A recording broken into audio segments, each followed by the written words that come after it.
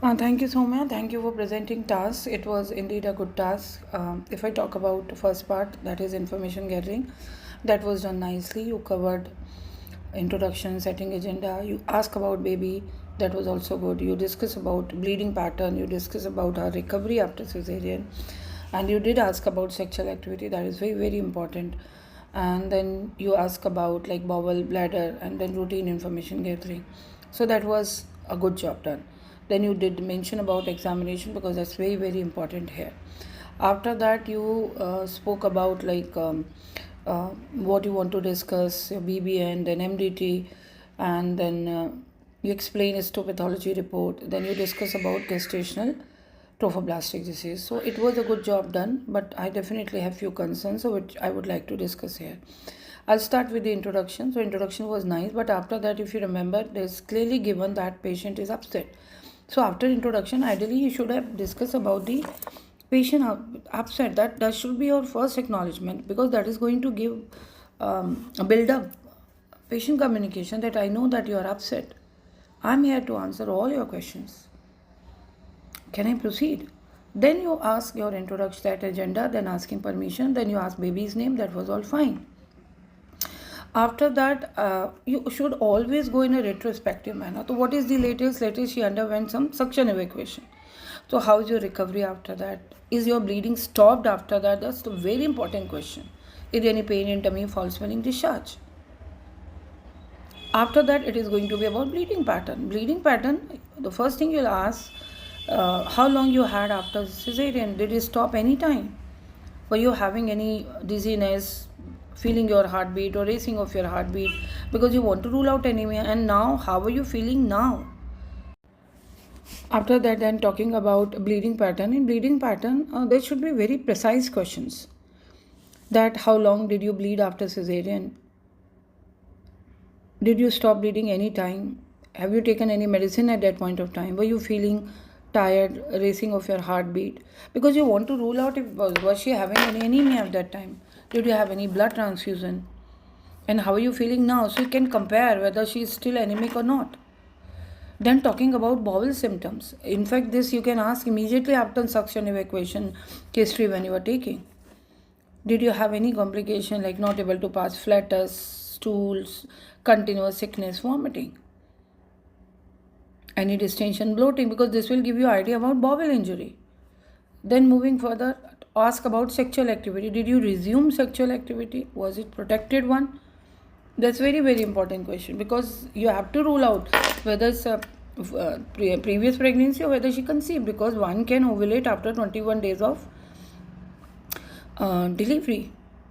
Then was it your first delivery? After that, you can just talk about a routine information gathering. That is going to be medical, surgical probably not required, family personal history of clots, support is important, mental history is important, smoking is important, and BMI is important. Blood group you will only ask if she's still giving any sign and symptom that she's saying, oh, still I feel disease, still I feel. If you get any sign of anemia, otherwise this is not required. So what are going to be your HOPI? Talking about suction evacuation, then ruling out bowel injury, then cesarean section, bleeding pattern, then cesarean section. What was the indication of cesarean section? How was your recovery? And was there any complication during that? Any complication during your pregnancy like blood pressure, sugar, thyroid? That's enough. Then sexual activity, and then whether it's your first delivery. That's it. And now coming to first part of the task. Let's just finish. Then you have to do the examination, which you did nicely. So I will not comment on that. Then coming to second part of the task. The very first thing should be BBN, that I have to share lots of information. I have report in front of me. Do you want someone to be with you? And then there's confirm did somebody discuss that report with her? Then talk about histopathology and the pregnancy hormone, that your pregnancy hormone is 2000, and your histopathology report is showing some chorionic villus. That's part of afterbirth. So now why this has happened to me, whatever she asked, then you have to answer that.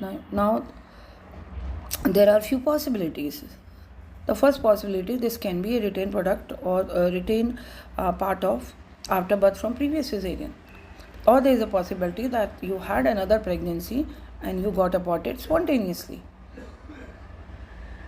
Third possibility is bowel injury, because there are certain fat cells Fat cell may be because of the bowel injury when there is some puncture in the womb, and this fat cells is because of the lining of the bowel which is appearing, which came out with the product of conception during the suction. But this is less likely. Why this is less likely? This is less likely because there is no sign and symptom which is indicating that, because your recovery was fine after suction evacuation. So it may be some artifacts which may appear when we perform the suction evacuation with plastic cannula, with interacting with the product of conceptors. It may show some air vacuoles which may mimic fat cells, or sometimes some fibrous tissue. This is a scar, and these are harmless artifacts. So now coming to pregnancy hormone. If I see pregnancy hormone, 2000 is higher after 8 weeks of delivery. To confirm what is the exact situation, because pregnancy hormone is released by afterbirth, it means after that. Now coming to like how you are going to manage it. So first we'll talk about the report, that it has some fat cells, it is having afterbirth, and this is your pregnancy hormone. Then you will give differential diagnosis. That can be a bowel injury, but there is no sign and symptom. It can be current pregnancy, it can be previous pregnancy, and then you give the explanation of sorry for camera, and then you will give explanation of fat cells as we have discussed. Then talking about pregnancy hormone, that cannot be high after 8 weeks of delivery. You can't find the 2 weeks 2000, it can't be that high. So now what we are going to do, first you will be taken care by the expert team, that is my consultant, lab doctor, imaging doctor, and gestational trophoblastic team, including the specialist doctor, nurse who follow ups, and the center if needed. Then the counselor, GP, and support group.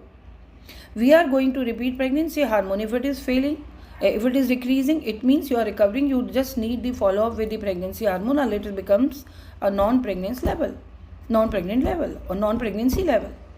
But if it plateaus or if it increases, then there is a possibility of a condition we call it as gestational trophoblastic disease. This is a condition where after birth still grows, and sometimes it may spread in the womb and other part, and sometimes it may cause some sinister changes as well. So we are going to refer to the team. They are going to find out the extent of the condition, and accordingly they are going to offer either single drug or the multiple drug. That's it. After this, so now like currently you are going to do first information leaflet, second documenting discussion for GP and the future, and now information leaflet, documenting discussion for GP and the future reference, arranging for your blood test. Meanwhile, if you have any pain in tummy, any foul smelling discharge, any bleeding, that is general. And what is specific? Any headache, any chest discomfort, breathing problem, any fainting attack, dizziness, immediately report us.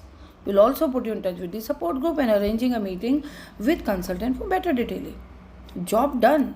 So here you will give first differential diagnosis. That can be a bowel injury, that can be simple air vacuoles. Now pregnancy hormone, it should not be that much, so we are going to repeat it. If it is plateau or increasing, then GTN center, then what GTN center is going to do. But if it is decreasing, so only wait and watch with red flag signs and repeating it after regularly. Obviously, if it is falling after 48 hours, so you are not going to repeat it every week, 2 days, then it is going to be weekly until or unless it becomes normal. Meanwhile, just be careful about red flag signs. Job done. Understand, Soumya, about task, what the task is all about. You simply see, do you think that for gestational trophoblastic disease, pregnancy hormone will be 2000 only? No, not in any condition. Okay, so think logically, make your task simple. Never think domain wise. You should think task as a whole, a wholesome task. You start from introduction, end nicely, take good care of you. You are not alone in this journey. We are there to help and support you, Sarah. Something like that. And then you start from the beginning until end. If you go systematic, there is no reason that you are going to miss any domain. Okay? good presentation, keep it up.